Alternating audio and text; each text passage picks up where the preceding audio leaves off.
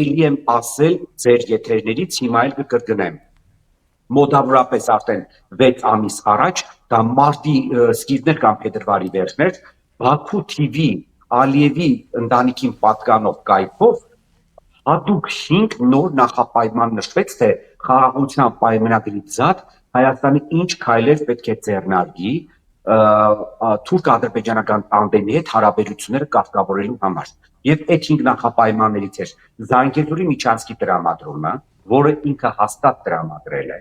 Երկրորդը դա փոխհատուցումն է Ադրբեջանին, որի մասին ես հիմա կխոսեմ, այդ այսպես կոչված 30 տարվա օկուպացիայի համար։ Դա առաջին Արցախյան պատերազմում հանցագործների ձերբակալությունն է եւ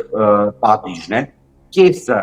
հանցագործների, չագեշտավոր հանցագործների ձերբակալված են եւ գտնվում են Բաքվում, մի մասը դեռ Երևանում են, բայց չկասկածեք, որ Նիկոլ Անդրոպը եւ Ռոբերտ Քոչարյանին, եւ Սերժ Սարգսյանին եւ բազմաթիվ այլ զինվորականների կալանավորի եւ հանձնիպակվին, եւ դա Հայաստանի Հանրապետության Սահմանադրության փոփոխությունն է։ Այս 5 նախապայմանը դրված է Հայաստանի Հանրապետության դեմ, իդեպ, եւ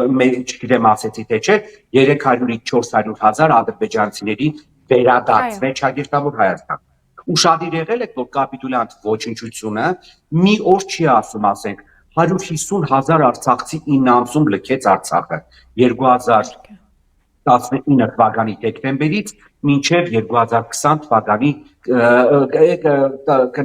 2022 թվականի դեկտեմբերից մինչև 2023 թվականի սեպտեմբեր 30,000-ը լքեցին բլոկադայի ժամանակ, 120,000-ն էլ ցեղասպանության ժամանակ 23 թվականի սեպտեմբերյան դեպքերի սպիտակ ցեղասպանություն էր դա։